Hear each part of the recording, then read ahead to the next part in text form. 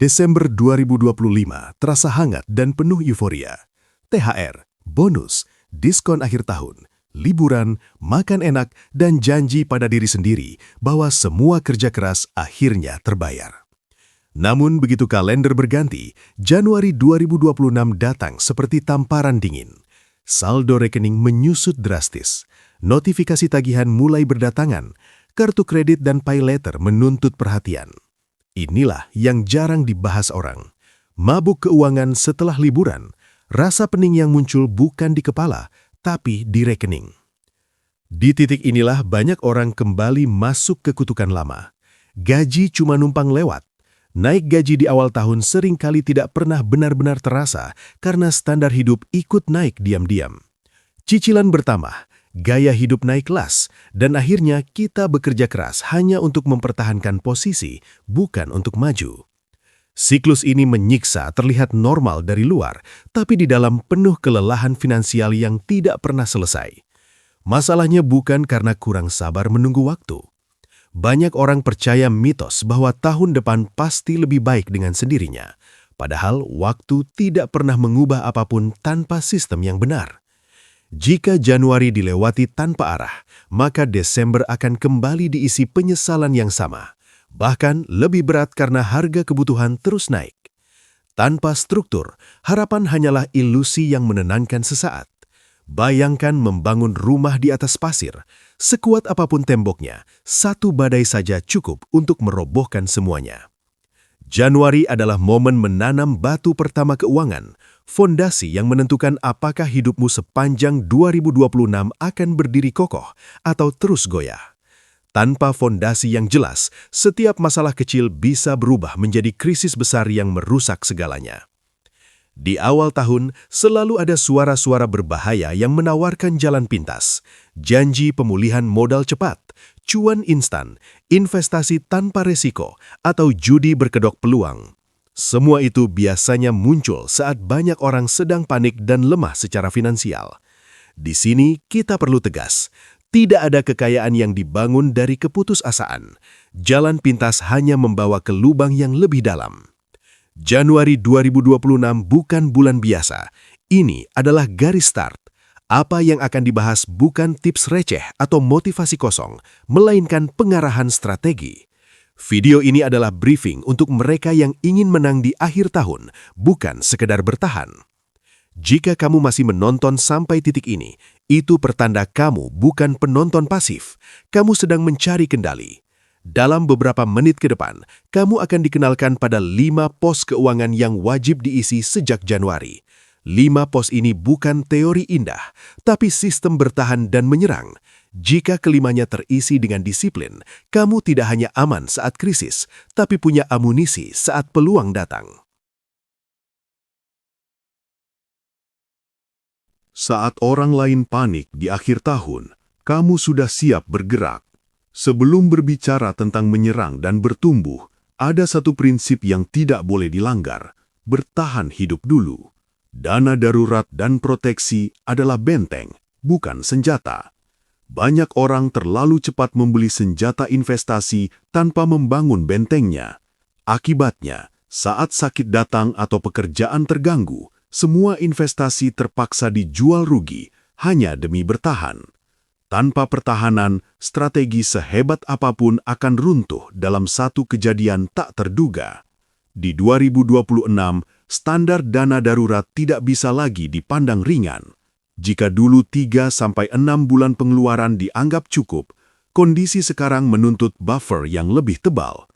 Harga kebutuhan pokok semakin tidak stabil, biaya kesehatan melonjak, dan ketidakpastian global bisa memukul siapa saja tanpa aba-aba.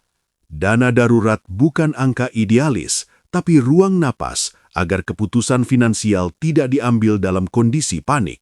Namun bukan hanya soal jumlah, cara menyimpannya juga menentukan. Dana darurat harus dipisahkan secara psikologis. Satu rekening khusus tanpa kartu ATM, tanpa mobile banking, tanpa kemudahan akses. Uang yang mudah dijangkau akan selalu terasa seperti uang bebas. Inilah yang disebut uang gatal. terlihat aman tapi pelan-pelan terkikis oleh impuls kecil yang terasa tidak berbahaya. Proteksi adalah bentuk penghematan paling brutal yang sering disalahpahami. Asuransi kesehatan bukan buang uang, melainkan alat pelindung kekayaan. Satu malam di rumah sakit bisa menghapus tabungan bertahun-tahun. Banyak keluarga jatuh bukan karena malas bekerja, tapi karena satu kejadian medis yang tidak pernah mereka anggarkan.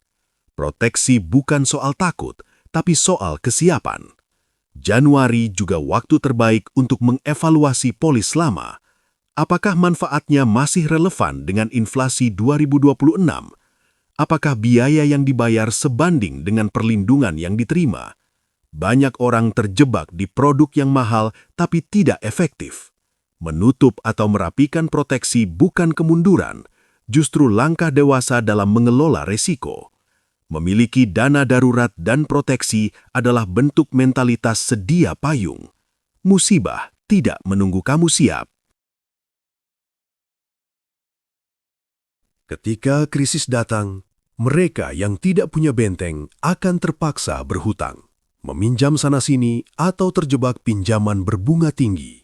Menyiapkan pos ini di Januari adalah bentuk tanggung jawab kepada diri sendiri dan keluarga agar tidak harus meminta belas kasihan saat keadaan memburuk. Secara taktis, Januari adalah momen pengisian awal. Alokasikan minimal 20-30% dari bonus akhir tahun atau gaji pertama ke pos ini. Anggap ini sebagai harga masuk untuk keamanan finansial sepanjang 2026. Pos ini tidak bisa dinegosiasikan demi gengsi, diskon, atau kesenangan sesaat. Benteng harus berdiri dulu sebelum kamu bermimpi melangkah lebih jauh. Jika benteng sudah berdiri, saatnya membenahi mesin harian.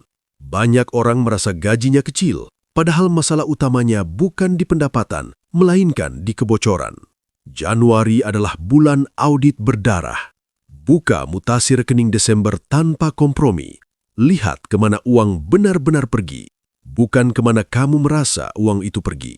Di sanalah biasanya kebocoran halus bersembunyi, langganan aplikasi yang jarang dipakai, biaya admin yang dianggap sepele, kopi harian yang terasa kecil. Semuanya terlihat tidak berbahaya.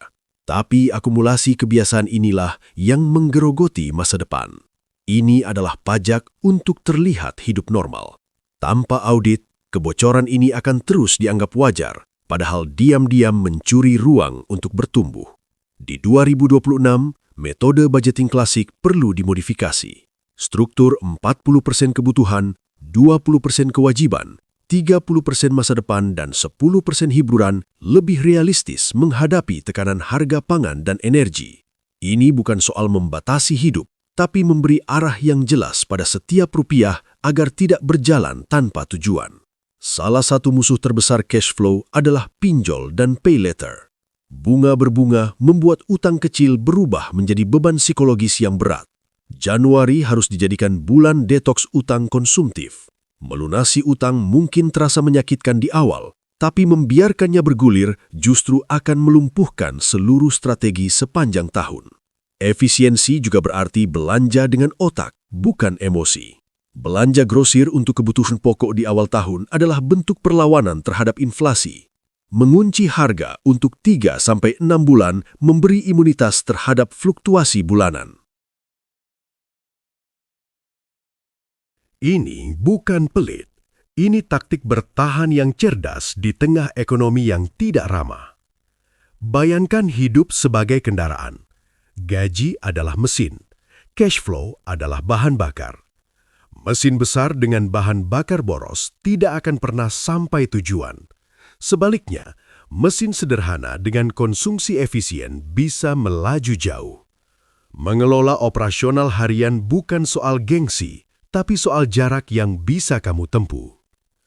Januari juga waktu terbaik untuk berani berkata tidak.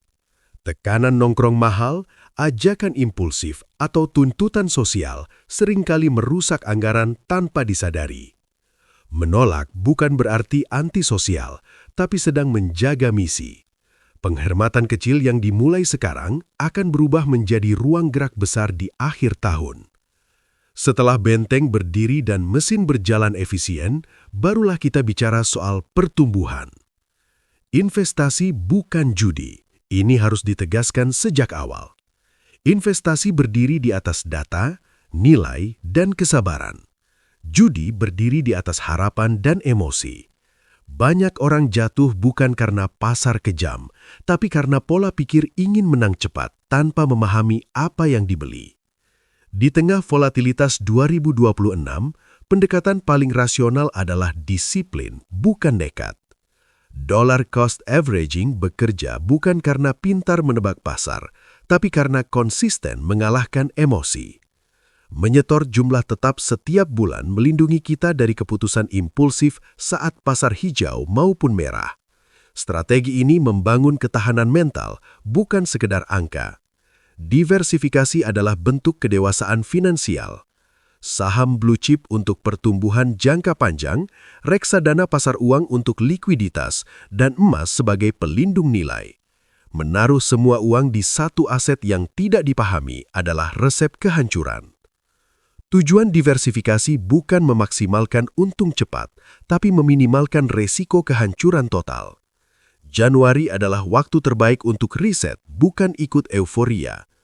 Perhatikan sektor yang punya fondasi kuat di 2026, seperti energi terbarukan dan teknologi berbasis AI. Jangan membeli saham karena narasi influencer atau tren sesaat. Pasar selalu membeli peluang tapi hanya pada mereka yang datang dengan persiapan, bukan dengan harapan kosong. Aset beresiko tinggi seperti kripto atau forex harus diperlakukan dengan disiplin ekstra. Jika ingin masuk, gunakan hanya uang dingin maksimal 5% dari total portfolio. Banyak pemula hancur bukan karena salah aset, tapi karena ukuran posisi yang terlalu besar dan penggunaan leverage tanpa kendali. Resiko bukan untuk ditakuti, tapi untuk dibatasi. Kekuatan terbesar dalam investasi bukan pada kepintaran, tapi pada waktu. Bunga berbunga bekerja pelan di awal, lalu brutal di belakang. Uang kecil yang mulai bekerja sejak Januari akan melampaui uang besar yang baru bergerak di tengah tahun. Waktu adalah aset yang tidak bisa dibeli ulang, dan Januari memberi keunggulan awal. Agar tetap rasional, semua investasi harus dicatat. Harga beli rata-rata, target ambil untung, dan batas kerugian. Pencatatan membuat keputusan terasa dingin dan objektif. Saat pasar bergejolak, mereka yang punya data akan bertahan, sementara yang hanya mengandalkan perasaan akan panik dan merusak hasil kerja sendiri. Jika semua pos sebelumnya berbicara tentang uang, maka di sini kita bicara tentang mesin pencetak uangnya, yaitu diri kamu sendiri. Investasi terbaik selalu kembali ke kapasitas pribadi, pengetahuan, keterampilan, dan cara berpikir tidak bisa tergerus inflasi dan tidak bisa diambil oleh krisis. Di 2026, mereka yang bertahan dan melesat adalah mereka yang terus menaikkan nilai dirinya. Masalahnya, banyak orang lebih rela mencicil gadget terbaru daripada membayar ilmu yang bisa melipat gandakan pendapatan. Upgrade tampilan sering dianggap lebih penting daripada upgrade kemampuan. Januari adalah momen memilih secara sadar satu keterampilan yang benar-benar relevan dengan karir atau bisnis, lalu berkomitmen menguasainya sepanjang tahun, bukan sekedar mencoba lalu lupa. Tahun 2026 ditandai oleh percepatan teknologi, terutama AI. Banyak pekerjaan berubah, sebagian menghilang, dan sebagian baru muncul. Mereka yang tidak belajar akan tergeser perlahan tanpa disadari. Mengalokasikan dana untuk belajar menggunakan tools AI bukan gaya hidup mahal, tapi biaya bertahan hidup di dunia kerja baru. Ini bukan soal ikut tren, tapi menjaga relevansi. Selain skill, jaringan adalah akselerator yang sering diremehkan. Banyak peluang datang bukan dari iklan lowongan, tapi dari obrolan, rekomendasi, dan kepercayaan. Mengalokasikan dana untuk kopi networking, komunitas sehat, atau acara profesional adalah strategi, bukan pemborosan. Lingkaran pergaulanmu perlahan akan menentukan batas penghasilanmu. Kesehatan juga bagian dari aset produktif. Tubuh yang rusak tidak bisa menghasilkan apapun. Menghemat berlebihan di pos kesehatan sering menjadi kesalahan fatal. Jika tubuh kolaps di tengah tahun karena diabaikan sejak Januari, semua rencana finansial akan runtuh oleh biaya pengobatan dan hilangnya produktivitas. Merawat tubuh adalah bentuk perlindungan penghasilan. Literasi keuangan tidak berhenti di satu video. Pasar, aturan, berubah, dan peluang juga berubah. Mengalokasikan dana untuk buku, kelas, atau platform edukasi yang kredibel adalah investasi berulang yang memperkuat keputusan. Musuh terbesar uang bukan volatilitas, tapi ketidaktahuan pemiliknya sendiri. Di titik ini, pola pikir harus bergeser. Kekayaan materi adalah efek samping dari kapasitas diri yang terus berkembang. Januari bukan hanya tentang mengisi rekening, tapi memperbesar wadahnya. Semakin besar kapasitas yang dibangun sejak awal tahun, semakin besar pula aliran uang yang mampu ditampung tanpa merusak keseimbangan hidup. Banyak orang membangun keuangan dengan pola kering dan keras, padahal uang juga berhubungan erat dengan jiwa. Dana sosial bukan sisa, melainkan pos yang direncanakan. Mengalokasikan zakat, sodakoh, atau donasi sejak Januari melatih mental berkelimpahan. Orang yang terbiasa memberi tidak hidup dalam ketakutan, kekurangan, dan rasa cukup. Inilah fondasi batin dari mindset kaya. Tekanan ekonomi yang panjang sering melahirkan kelelahan mental yang tidak disadari. Financial burnout membuat seseorang bekerja tanpa rasa, menabung tanpa tujuan, dan hidup tanpa jeda. Tanpa ruang bernapas, disiplin berubah menjadi siksaan. Itulah sebabnya pos kenikmatan perlu direncanakan agar semangat tetap hidup sepanjang tahun, bukan hanya kuat di awal. Masalah banyak orang bukan pada belanja, tapi pada ketidaksiapan dananya. Dengan pos kenikmatan yang jelas, uang bisa dinikmati tanpa rasa bersalah. Liburan, hadiah kecil, atau pengalaman berharga tidak lagi merusak dana darurat atau investasi. Menikmati uang secara sadar adalah bagian dari keuangan sehat, bukan musuhnya. Berbagi juga memiliki efek sosial yang sering diabaikan. Di budaya kita, kebaikan membuka pintu relasi, kepercayaan, dan peluang. Dana sosial yang dikelola dengan niat tulus sering berbuah menjadi jaringan yang kuat. Ini bukan transaksi, tapi hukum sosial yang nyata. Mereka yang memberi sering berada di lingkaran peluang yang lebih luas. Namun, keseimbangan tetap diperlukan. Terlalu frugal bisa sama merusaknya dengan terlalu boros. Hidup yang terlalu ditekan membuat keluarga lelah dan hubungan renggang. Keuangan yang sehat adalah yang memberi ruang bagi masa depan dan kebahagiaan hari ini. Menyiksa diri demi angka sering berujung pada ledakan emosi di kemudian hari. Selain itu, ada pengeluaran yang sebenarnya bisa diprediksi, tapi sering dianggap kejutan. Pajak kendaraan, ulang tahun keluarga, biaya pendidikan, atau mudik tahunan. Inilah fungsi sinking fund. Menabung untuk pengeluaran pasti membuat cash flow tetap stabil dan menghilangkan stres saat momen itu tiba. Tidak ada lagi drama finansial untuk hal yang seharusnya sudah direncanakan. Tujuan akhir dari semua pos ini bukan sekadar saldo, tapi ketenangan batin. Saat uang tidak lagi menjadi sumber kecemasan, keputusan hidup menjadi lebih jernih. Kebebasan finansial sejati adalah ketika uang berhenti mengendalikan emosi dan mulai mengikuti arah hidup yang kamu tentukan dengan sadar. Mari kita rapikan kembali semua yang sudah dibahas. Ada 5 pos yang menjadi tulang punggung strategi keuangan Januari 2026. Benteng pertahanan, operasional harian, amunisi pertumbuhan, pengembangan diri, serta dana sosial dan kenikmatan. Kelimanya bukan pilihan terpisah, melainkan satu ekosistem. Jika satu diabaikan, keseimbangan akan terganggu dan hasil akhirnya tidak akan maksimal. Pemahaman tanpa aksi tidak akan mengubah apapun. 24 jam pertama setelah video ini selesai adalah momen krusial.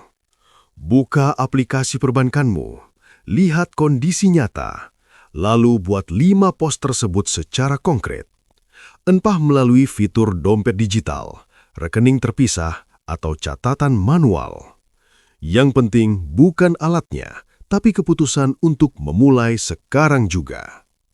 Bagi kamu yang merasa gajinya kecil, pesan ini penting. Jangan menunggu angka besar untuk bertindak. Yang sedang dibangun di Januari bukan saldo, tapi otot disiplin. 100.000 yang konsisten lebih berharga daripada 1 juta yang hanya sesekali. Kebiasaan kecil yang benar akan membentuk sistem besar dalam jangka panjang. Perjalanan setahun ke depan tidak akan steril dari godaan. Diskon besar, tren baru, ajakan impulsif, atau janji cuan cepat akan terus muncul. Saat itu terjadi, jangan mengandalkan motivasi. Kembalilah ke struktur. Blueprint Januari ini adalah jangkar saat emosi mulai goyah dan logika hampir dikalahkan oleh keinginan sesaat. Visi kami sederhana tapi tegas. Di akhir Desember 2026, kami ingin melihat komunitas ini berdiri paling siap secara finansial. Bukan karena keberuntungan, bukan karena warisan, tapi karena strategi yang dijalankan dengan konsisten sejak Januari. Mereka yang tenang saat krisis dan sigap saat peluang muncul. Sekarang, kami ingin kamu membuat komitmen. Tulis di kolom komentar, saya berkomitmen mengisi 5 pos keuangan di Januari 2026. Menuliskannya secara publik bukan gimmick, ini langkah psikologis yang mengikat keputusan. Saat kamu menulisnya, kamu sedang mengubah niat menjadi janji pada diri sendiri. Ingat satu hal ini, kekayaan bukan tentang seberapa besar uang yang kamu hasilkan, tapi seberapa pintar kamu mengaturnya saat orang lain sedang tidur. Saya generasi siap, dan jika kamu serius menjalankan strategi ini, kita tidak akan bertemu di tengah jalan, kita bertemu di puncak kekayaan. Terakhir, jika narasi dan strategi di video ini terasa relevan, bantu channel Generasi Siap dengan satu tindakan sederhana. Tekan like, tuliskan komitmenmu di kolom komentar, dan subscribe agar kamu tidak berjalan sendirian sepanjang 2026. Semoga tahun baru ini membawa kejernihan berpikir, kekuatan disiplin, dan rezeki yang cukup serta berkah.